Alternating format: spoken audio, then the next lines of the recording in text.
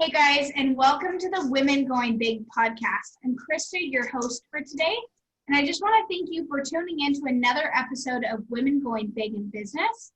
I'm thrilled to introduce my guest to you today. I've got Patricia on the other screen there, and she's an entrepreneurship educator for kids and teens. She provides online and in-person programs for young entrepreneurs, such as coaching, workshops, events, and also she does virtual auctions. So, Patricia, I don't want to take too much time introducing you. I would like you to kind of introduce yourself, tell your story, and tell our listeners a little bit about how you got here. Yeah, absolutely. So I guess my story starts as an educator. I've been an educator for almost 15 years. And one of the most intriguing experiences that I ever had as an educator was teaching kids how to start businesses. That was something that I did for about 3 years at a Montessori school. And I was just absolutely in love with it because I was already passionate about entrepreneurship before I became an educator. Both of my parents are entrepreneurs. And to,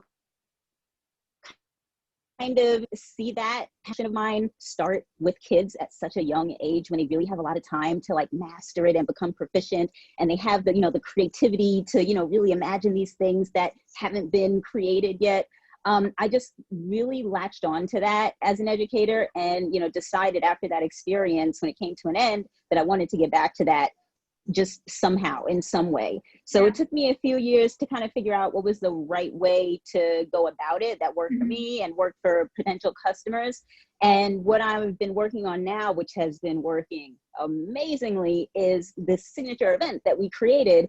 And it was basically created because of coronavirus, because during the summer, and even, other times of the year, but especially in the summer, there are a lot of events and pop-ups and markets that young entrepreneurs can take advantage of to market themselves and sell. And that all was just, everything was canceled, right? Yeah. So I took that opportunity to, instead of postponing my own event, which I was planning, to create something virtual that kids from all over the United States and Canada could take advantage of.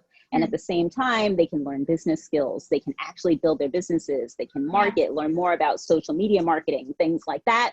So that's basically what we've been working on for the past, I'd say 2 months. Over the summer, that was the big project. And I mean, they just loved it. So we're going to keep doing it.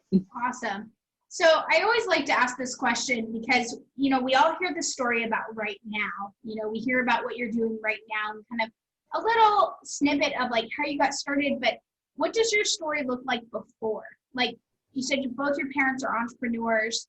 How did you know that this was the direction that you were supposed to go in? Was there a defining moment for you? No, I would say there really wasn't.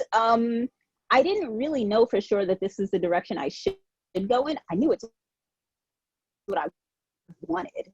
I knew that's where my passion was. I knew it was the most exciting thing that I could imagine doing as an educator. I didn't know if it was right or wrong. Most entrepreneurs, we don't know at the beginning, so it's, you got to take that leap of faith and hope it's the right direction. And, as it pans out and you see the kind of feedback and response that you get, then that's really when you figure out, was this the right thing, or maybe it wasn't. Yeah. And then when you started, so you said you started teaching a program at a Montessori school. What did that program look like? Because, and I'm not super familiar with Montessori schools. I know that they're a little more in-depth, not, what is that word that I'm trying to look for? More personalized education. Is that right? But how did that come about? So when I arrived at this Montessori school, they already had an entrepreneurship program. This was part of this school's curriculum. It's not a general Montessori thing, but this school, that was something that was super important to them.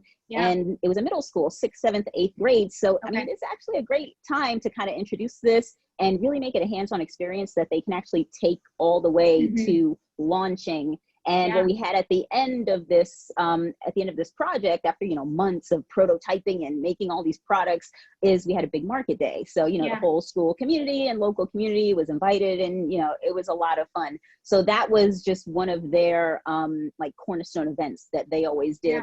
And when I got there, you know, as an MBA and also, you know, the child of two entrepreneurs, they were just thrilled to see me walk in the door. And, you know, I was all about that program once I got there. That's awesome, because I think it's so important. And so I've been an entrepreneur for about 6 or 7 years, and I'm much like you, where both parents have been entrepreneurs at some point in their life. My dad's a fireman now, but he still has his own business. So I kind of grew up with that. But, you know, I just had a conversation with, I think he was 15, because he wants to be a real estate investor and like restaurateur, and like he's got all these big ideas and he didn't know where to start. So giving not only the kids, but the parents the opportunity to introduce kids to business at an early age gives them another opportunity, either in addition to or instead of college. And like, how would you, if I have a parent out there listening right now, like, what are some of the things that you would tell them that, you know, would benefit their child by taking them or putting them through a program like this? Well, I would say that, I mean, it's hard to even like pick a place to start. Yeah. There's so many benefits, but the two things that I think kind of capture a lot of what is really valuable about these experiences is that it's project-based, right? So it's not like, here's the assignment and I want you to do this, and then the kid just does the work. Like the kid has to imagine what the work is first, then they have to decide what it is that they want to do instead of being told, this is where you need to figure out how to get there. So, I mean, just that whole shift in where does the work come from and who decides what is the success or the end goal that we're aiming for. I mean, that's a great experience for kids to have. And I don't think they get enough of that in traditional school settings. And then the other piece that I think a lot of people really can benefit from is the social emotional aspect, social emotional learning. It is a lot about growth mindset, success mindset. Don't quit because you had a bad day, because, I mean, if you quit, well, that's just the end of your business. But if you keep going, there's a good day down the road somewhere, but you got to keep searching for it. You got to keep pushing toward it. So I think those are, you know, like two of the biggest things that kids can really get out of this experience. And then, you know, of course, the practical is, you know, to be able to support yourself, to be independent as, you know, as an adult, and to be able to create your own revenue stream instead of only having an option of looking for the jobs that are out there, to have the actual creativity and to know you can just go create your own job if you kind of have that mindset and, you know some basic things about how do you do that. Now, I want to ask you, because as far as I'm really passionate about entrepreneurship, and I'm passionate about sharing that with other people and sharing other people's stories, but there aren't enough of us, I think. So as far as like what it looks like for future generations, where do you see this kind of program going? Like, what would you like to see in 5 years, whether it be traditional schools or, you know, public private schools? Where do you want to see this go?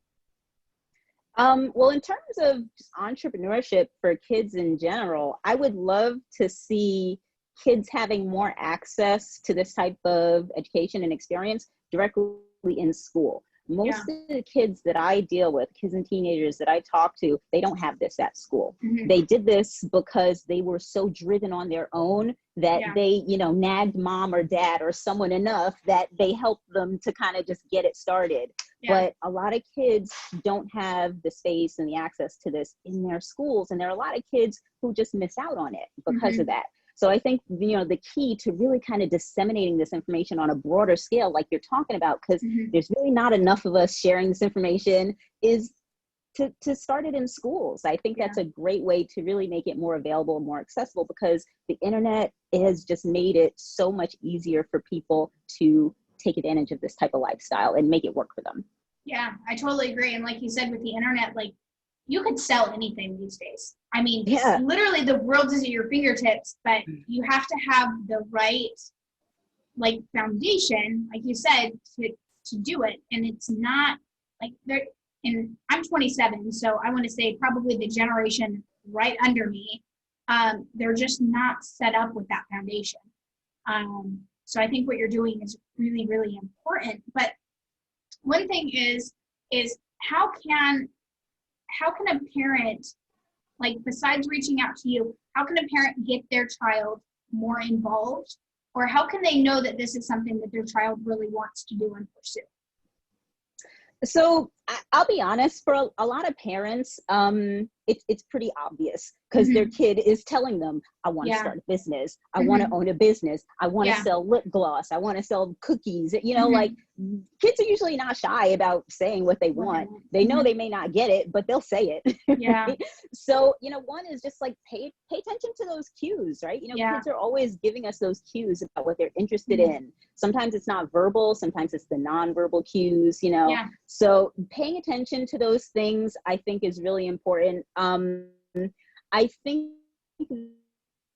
that if you want to maybe spark some of this in your child, then, you know, there are definitely some things you can do short of actually starting a business. You know, there's actually a really interesting article that I wrote that's about allowance and entrepreneurship, using allowance to teach entrepreneurship skills. So you don't necessarily have to start a business, but, you know, a lot of families contemplate some type of allowance system and how do you set it up and all those things. So one of the things that I love is a parent that I heard about, and I love to share this idea. She basically decided that for all the domestic jobs, chores in her house, she wasn't going to just give out the chores to the kids, right? Kind of like going back to that concept of project-based, right? The chore or what the work is doesn't come from some authority figure. But what she did is she just made a list of things that need to be done, okay? You want allowance? Go look at that list.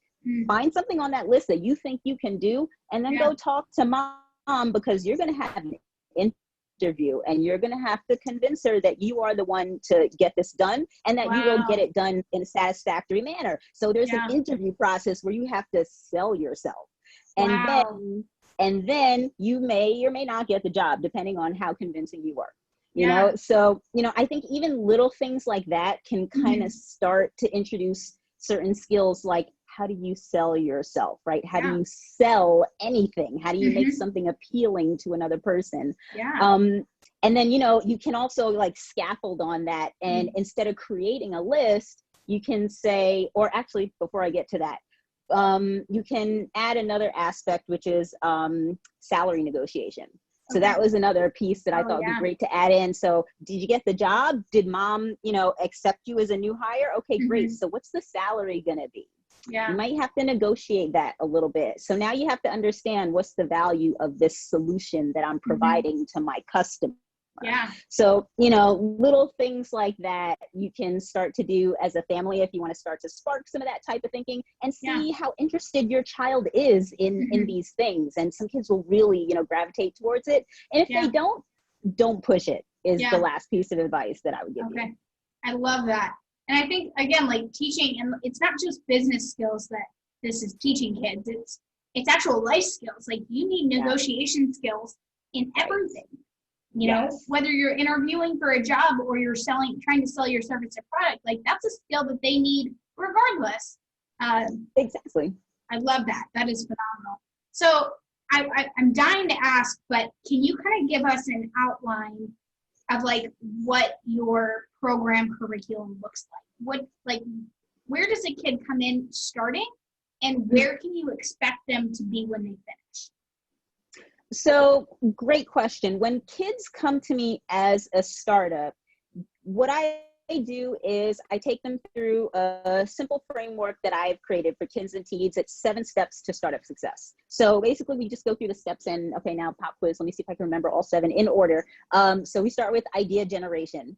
And I have a particular approach to that because one thing I really dislike at the beginning of this process is, here's a list of businesses you can start. Here's a list of businesses that are great for kids. Okay, well now we're back to, I'm assigning you something to do. It's not coming from the kid. So what I do is we kind of talk about, what does it mean to start a business? So you got to solve a problem for someone. What skills and talents and passions do you have that could help you solve a problem for someone? So now they have an understanding of where the value of a business actually comes from. It comes from solving a problem for someone. You know, after that, we talk about doing a little bit of research to learn a little bit more about the industry, target market. We do prototyping, beta testing, refining, and then we launch, and then we talk about growing. And I think that was all 7 in order. That's So, fantastic. when kids, thank you. I mean, when kids come to me at the very beginning, I really feel like that's a nice, logical, simple way to take them through and to get them to actually be able to sell something.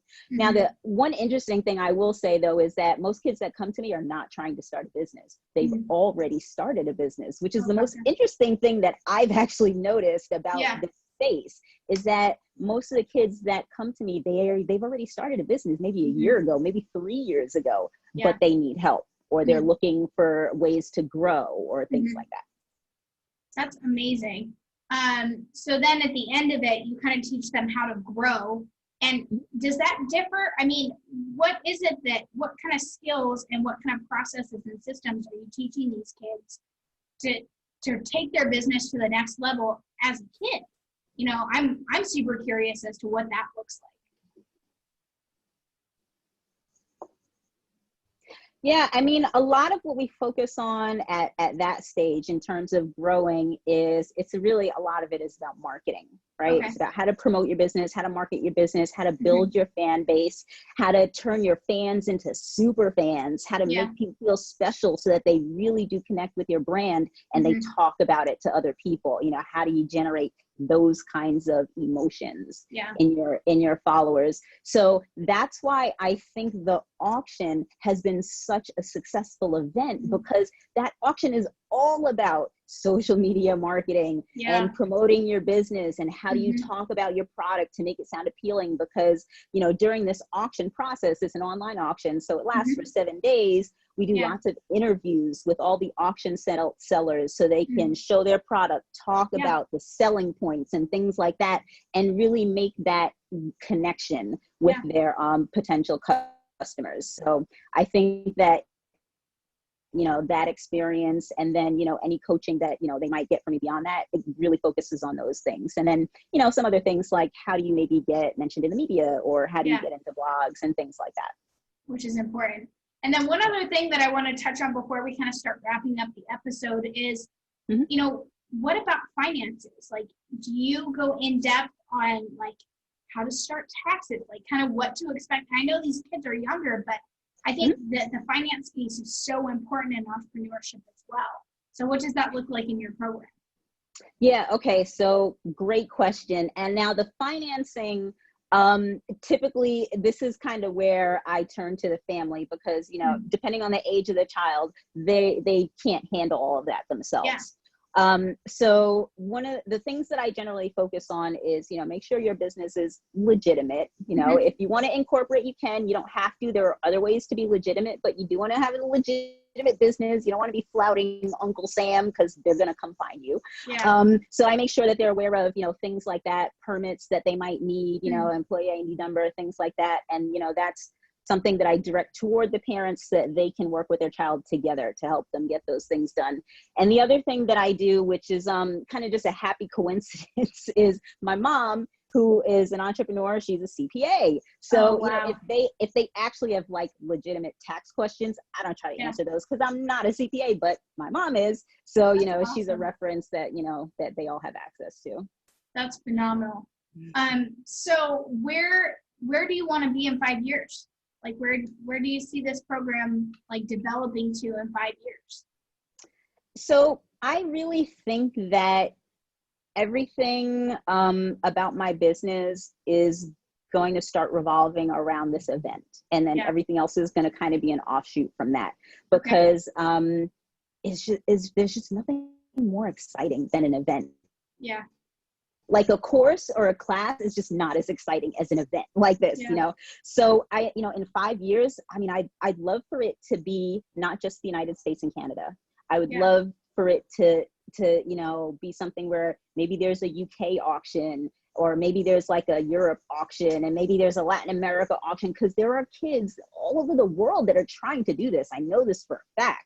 And, you know, I started with the US and Canada because that's kind of where my biggest audience is right now, but I would love to grow that to really kind of make this more international, because the other thing that's really great about this experience is how the kids get to network and interact with each other. It's not just about me interacting with each of the kids. They Yeah. do so much networking and collaborating, and they love that part of it also. And if I could just give them more kids to network with and collaborate with and build with, I would be happy to do that. So those are kind of the goals that I have on the horizon. I love that so much. And I think that cross-cultural aspect of it would be huge on top of what you're doing. So if people want to learn more about you and your business and kind of follow what you're doing, how would they get in touch with you? So social media, the two places to find me are Instagram and Facebook. And the name of my profile is Hands On Entrepreneurship for Kids on both platforms. You can find me under that. You can also check out my website. My website has some resources for young entrepreneurs and their parents to kind of get you started on the right foot. So if you're looking for something you can just download and browse through and kind of get you started, definitely check out my website. It's teachentrepreneurshipforkids.com. Perfect. And then just so everybody knows that's listening, if you're listening on the Anchor dashboard, those are going to be in the description for this episode. And if you were watching, you can just click on the link to the Anchor dashboard and you can find all of her links there. And I do have one more question because it's just like at the front of my brain and I want to make sure I get it out before we wrap this episode up. But for a parent or even a child that might be interested in not only participating in one of your programs, but what if they want to get something like that in their school? What steps would you recommend them taking to start their own entrepreneurship program at their school? Okay. Love that you asked that because I forgot to mention this earlier. Perfect. I also do work with educators and schools that want to implement programs because I've worked in a program that functioned in a school. Yeah. And, it takes some time to kind of figure out how exactly it's going to fit into the school program and what it's going to look like and all those things. So, educators or schools that are looking to implement something like that, if you need a little help setting up your program, or if your program needs support from someone who maybe has a little bit more entrepreneurship knowledge than your educators in-house, I can provide those services. So if you check my website, there is a section for educators and it has more information about implementing a program and how you can work with me. Okay, that is awesome because I think that's super important also. I'm glad I wanted to ask that question because it's powerful stuff.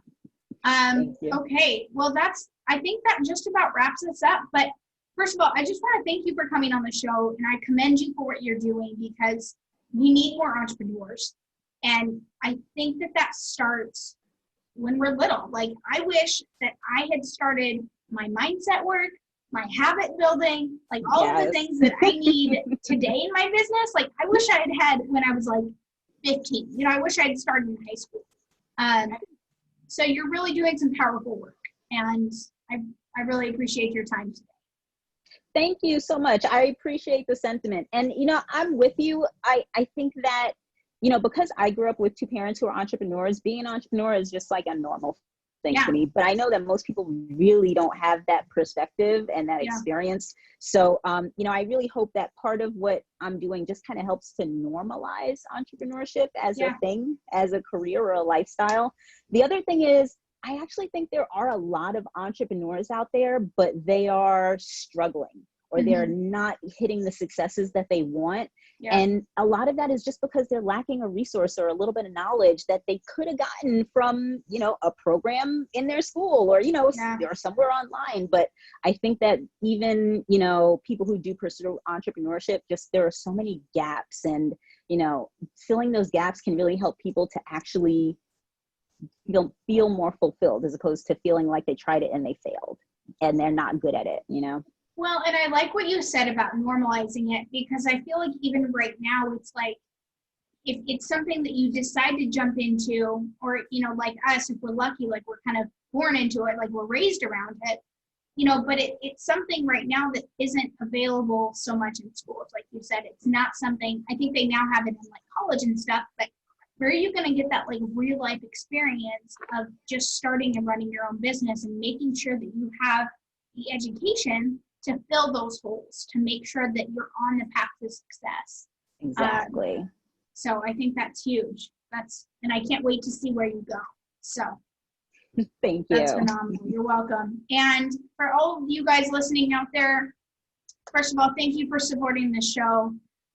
You guys can find this on YouTube, the Anchor dashboard, and then on the website at womengoingbig.com.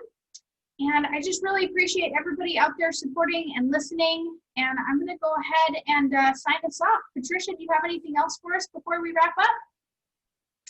I'll end with this. If you're a parent or, you have a young entrepreneur in your family and they want to start a business, let them start it.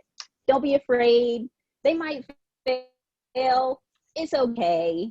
Let them start. Even if they fail, they will still learn so many valuable lessons from the experience. Give it a shot.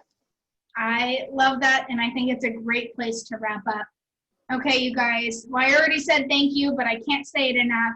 So until next time, this is Krista, your host, and I am going to sign us off.